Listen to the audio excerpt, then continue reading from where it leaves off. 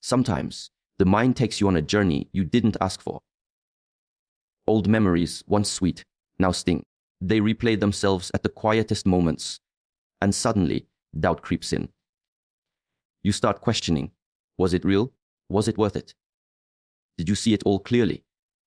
Memories have a strange gravity.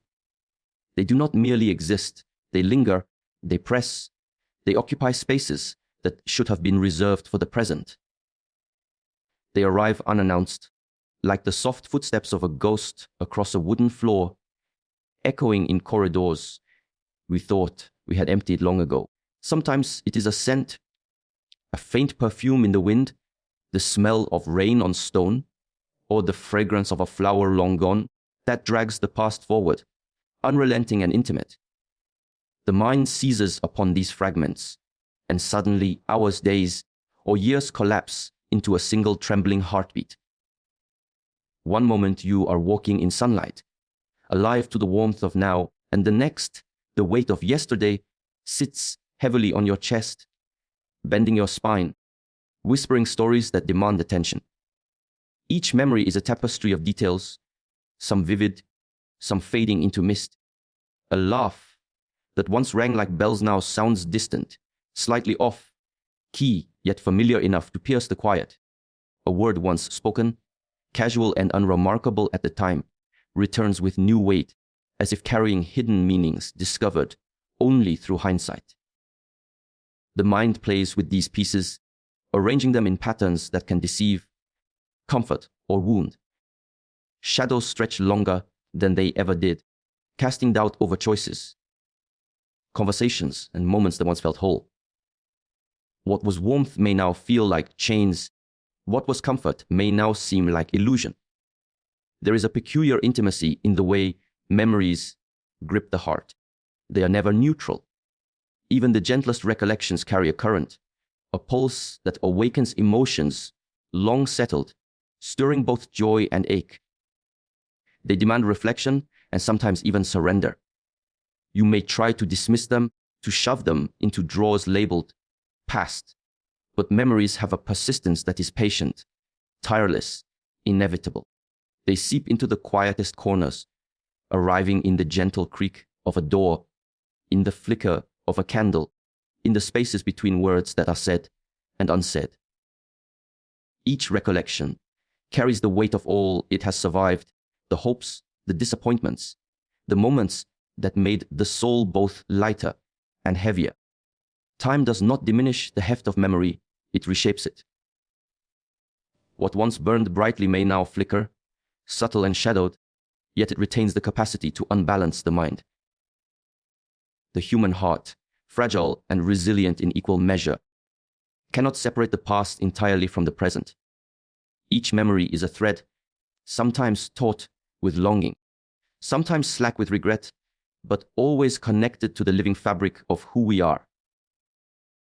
Even when we try to move forward, these threads pull, not with malice, but with an inevitability as natural as breathing.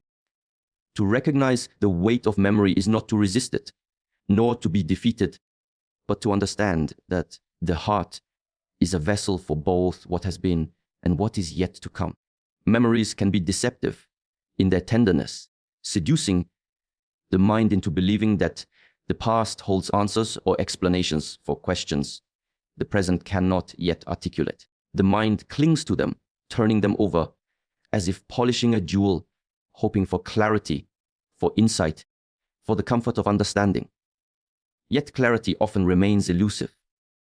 The more one examines a memory, the more it shifts, revealing edges and corners unseen at first glance, and sometimes the heart wonders if what is remembered ever existed as it now appears, or if it has been reshaped by longing, loss, and imagination. In this weight lies both danger and beauty. Memories remind us of our capacity to feel deeply, to love, to hurt, to grow. They are proof that we lived, that moments mattered, that the mind and heart are repositories of experiences that define us. But they also carry the burden of attachment, the subtle insistence that what has passed still has authority over the now.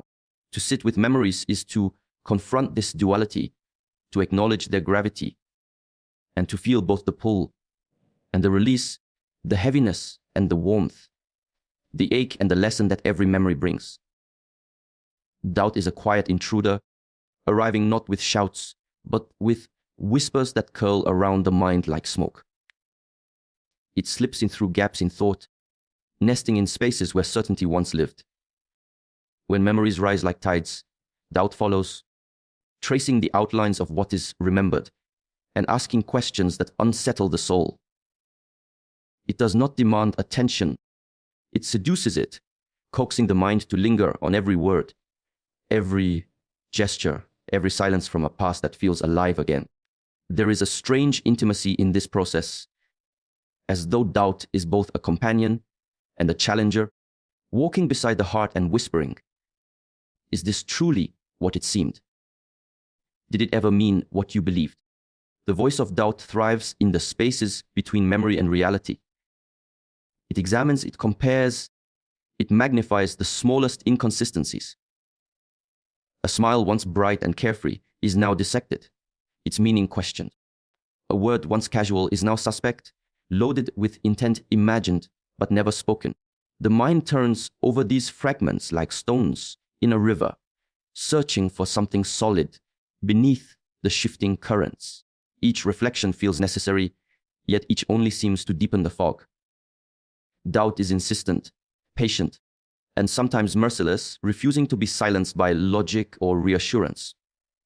It thrives on curiosity, but it can also feed anxiety, spinning webs that entangle the heart in endless loops of speculation. It is remarkable how doubt can transform the familiar into the strange. Actions that once brought comfort can now feel ambiguous, and memories that once glowed with warmth can flicker with shadows. The mind, eager for clarity, often finds only questions. It asks, was it true? Was it real? Did it matter as much as I thought? And in asking, it opens doors that cannot be easily closed.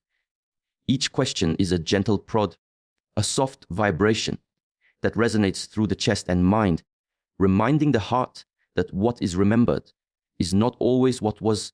That perception and emotion are twin forces shaping the past in ways that are never entirely under control. Doubt is neither enemy nor friend. It is a mirror reflecting both what is known and what is feared. It asks the heart to consider, to weigh, to pause, and in its pause, there is both danger and clarity. It can trap the mind in cycles of overthinking, where each memory is revisited again and again, examined for hidden meanings or mistakes. Yet, paradoxically, it also teaches vigilance, a careful attention to the ways in which perception can be deceived by longing or grief. Doubt is a reminder that the mind is alive, that it remembers, imagines, and questions with a subtle intelligence that is both protective and restless. The voice of doubt is rarely loud. It hums beneath consciousness, a low vibration that calls attention without announcing itself. It is in the hesitation before a thought, the pause after a recollection, the sudden pang of unease that surfaces without warning. Sometimes it is gentle, guiding toward insight and understanding. Other times, it is relentless, pressing and probing until certainty feels like a distant memory. The heart, caught between what was and what could have been, struggles to find a balance, to honor memories without letting them dictate the present, to question without succumbing to fear. Doubt is ultimately a reflection of care. It arises because what was felt mattered deeply, because the heart once invested itself fully, and because the mind seeks coherence in the aftermath. Yet its persistence is a test, asking the soul to distinguish between reflection and obsession, between insight and illusion. To sit with doubt is to engage in a subtle dialogue with oneself, to listen carefully to the quiet voice that asks questions while resisting the urge to answer everyone immediately. It teaches patience, self-awareness, and the delicate art of observing the mind without surrendering to it entirely. Reflection is a mirror held up to the soul, not in silvered glass, but in the quiet chambers of thought where the heart can speak freely. It is the stillness after the storm of memory, the pause between the echoes of what was and the rhythm of what is. In reflection, the mind steps back, not to escape the weight of the past, but to see it fully, to trace the lines, the curves, and the spaces between moments with the clarity that only time and attention can offer. It asks nothing more than presence, an openness to feel, to understand, and to witness without judgment. To reflect is to untangle the threads of memory, to separate emotion from reality, to examine the patterns that shaped choices and responses. Each recollection, whether tender or painful, is a lesson whispered through experience. One must approach it gently, like handling fragile glass, because in its beauty lies fragility, and in its weight lies insight. Reflection allows the heart to recognize what was true, what was imagined, and what was colored by longing. It illuminates the parts of ourselves that acted in love, fear, hope, or confusion, revealing the tapestry of intention that underlies each act, each word, each silence. The power of reflection is subtle but profound. It does not strike like lightning, nor does it demand obedience. It grows like dawn, slowly touching the edges of consciousness with light that reveals contours previously hidden in shadow. In its quiet, the mind begins to recognize patterns, the ways attachment lingers, the moments where patience faltered, the times when courage rose unexpectedly. Reflection invites honesty, not harshness, allowing the soul to witness its own journey with compassion. It teaches that mistakes are not merely errors, but guideposts, and that clarity is not found in erasure, but in understanding. In this stillness, questions arise that the noise of daily life often muffles. What has been learned from the pain that once burned? What truths linger beneath the nostalgia that seduces the heart? What illusions can now be gently released? Reflection transforms questions into bridges, linking the past to the present with the strength of awareness. It allows the mind to step back from the tide of emotion, to see the shape of experience as it truly was, rather than as longing or regret has painted it. In this act of seeing, the heart begins to breathe more freely, finding space between memory and emotion, between hope and doubt. Reflection also nurtures discernment. It teaches that not every memory deserves equal weight, that not every thought deserves surrender. To reflect is to sift, to weigh, to consider what serves growth and what clings only out of habit. It is in this discernment that the power of reflection is revealed.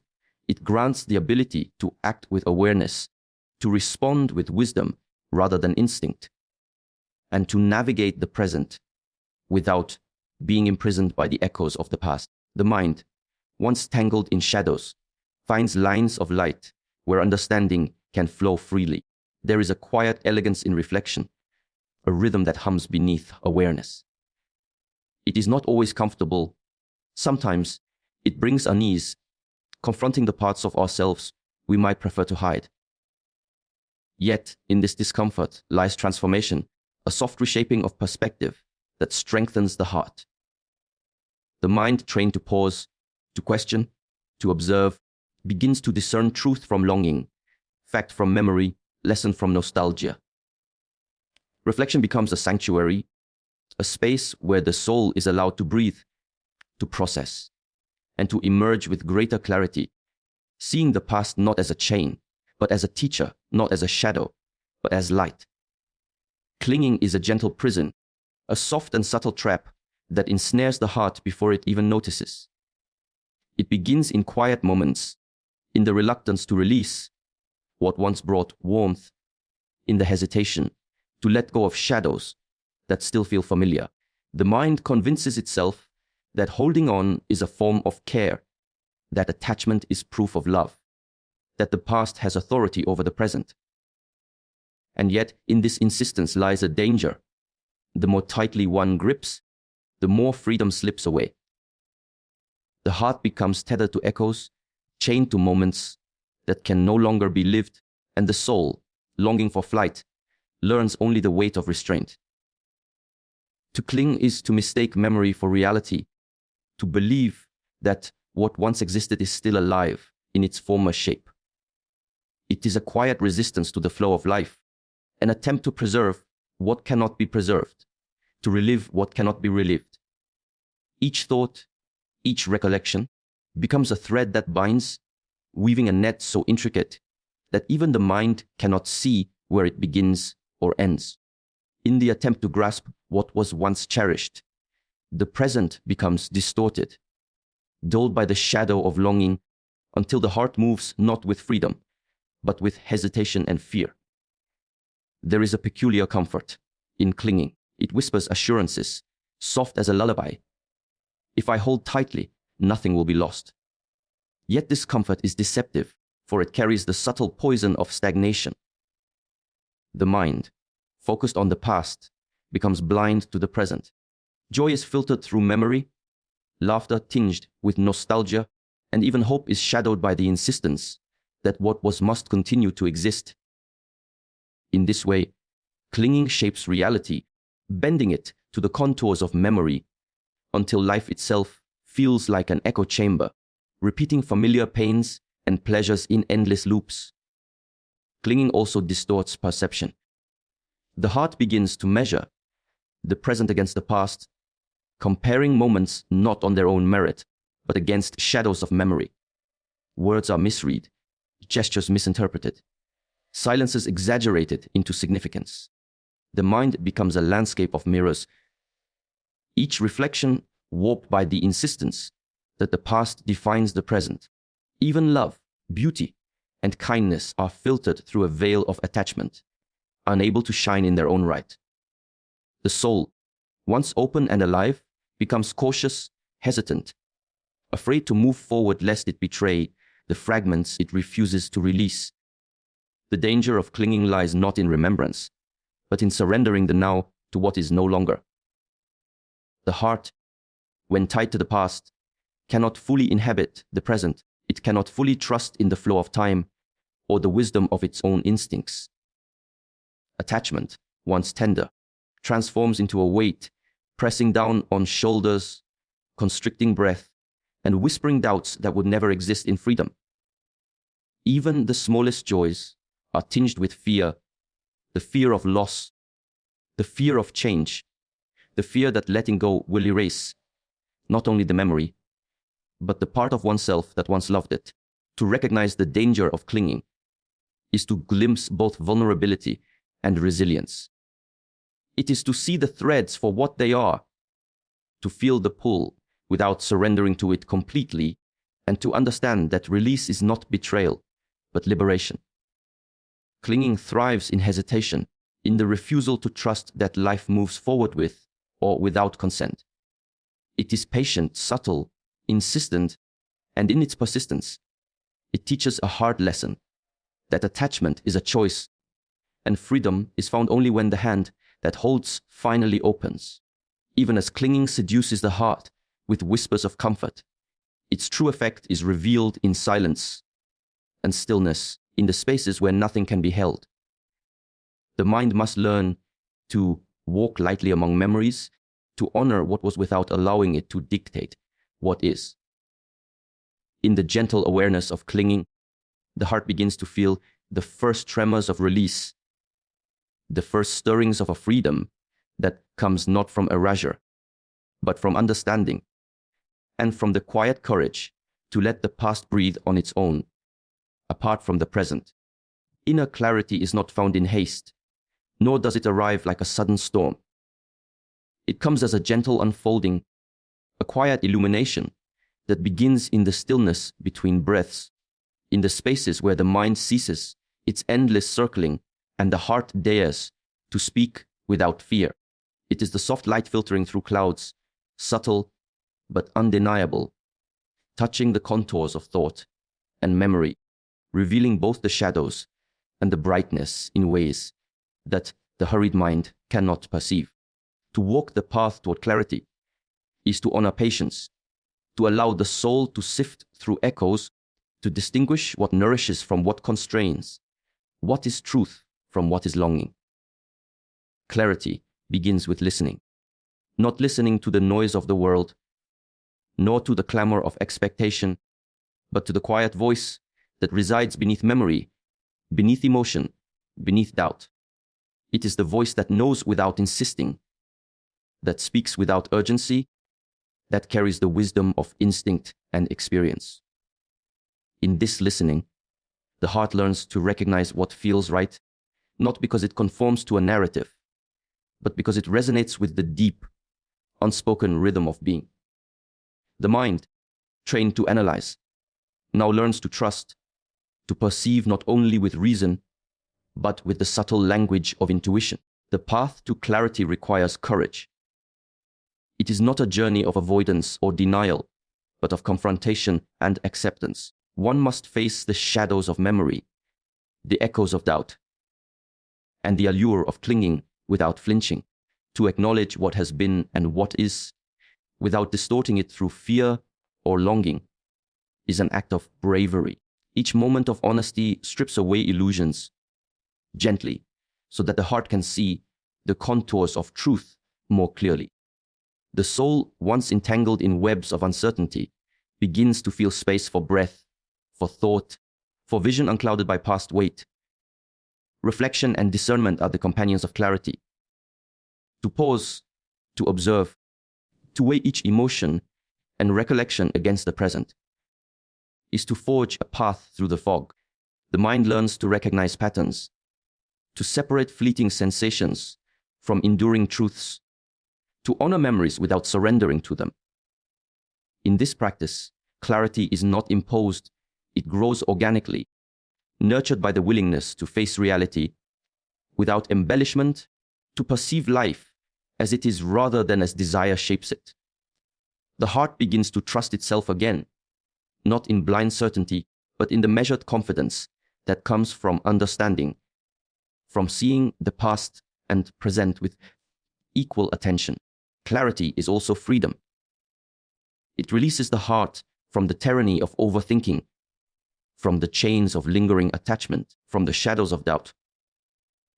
To walk this path is to feel the pulse of life unencumbered, to let intuition guide choices without the interference of fear or longing. The mind, once a battlefield of questions and anxieties, finds rhythm and balance. The soul, once tethered to echoes, discovers resonance in the present. Even pain, when met with clarity, becomes a teacher rather than a captor, a guide rather than a burden. The journey toward inner clarity is subtle, woven of small acts and quiet realizations. It begins with self-awareness, continues with reflection, and deepens with trust in one's own wisdom. It is a path that cannot be rushed, for the mind that hurries misses the soft signs, the gentle nudges, the quiet awakenings that mark true understanding. Each step is a moment of alignment, a pulse of insight, a recognition that the past has shaped the soul without determining its direction. Clarity transforms perception. It allows the heart to see without distortion, to feel without hesitation, to act with intention unclouded by fear or longing.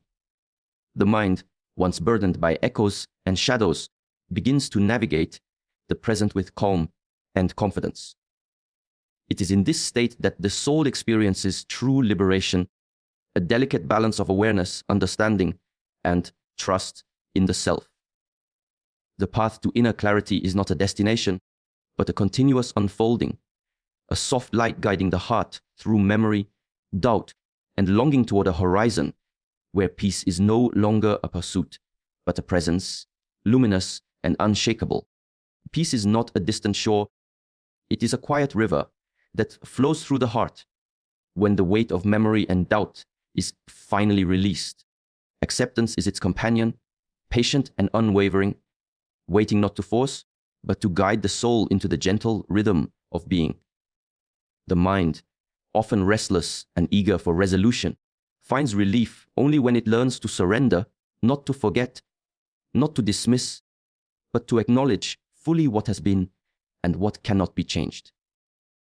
In this surrender, a strange freedom emerges, subtle yet profound, like the first light of dawn touching the edges of a shadowed valley.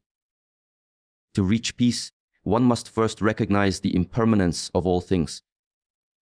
Moments rise and fall like tides, emotions surge and fade like the wind across a lake, and memories, no matter how vivid, are but reflections upon the water's surface. Acceptance is the understanding that the past, while significant, does not hold dominion over the present. The heart that clings is a heart at war with itself. The heart that accepts is a heart at home, in its own skin, breathing in the rhythm of life without resistance. This realization is not sudden. It is a soft unfolding, a gradual letting go of tension and expectation, a gentle easing into the natural flow of time. Forgiveness, even if only for oneself, becomes a key in this path. To forgive is not to erase, but to release, to allow memories to exist without pulling the mind into their gravity. The soul learns that lingering anger, regret, or resentment only binds the heart further, making it a captive of its own recollections. Peace requires a letting go of judgments, of imagined scenarios, what-ifs that have no bearing on the reality that is unfolding now. In this practice, the mind becomes still enough to perceive clarity, and the heart becomes spacious enough to hold both sorrow and joy without being overwhelmed by either. Acceptance also demands courage. It is easier to hide behind doubt, to revisit old memories, to question endlessly. True acceptance, however, faces the past with quiet strength.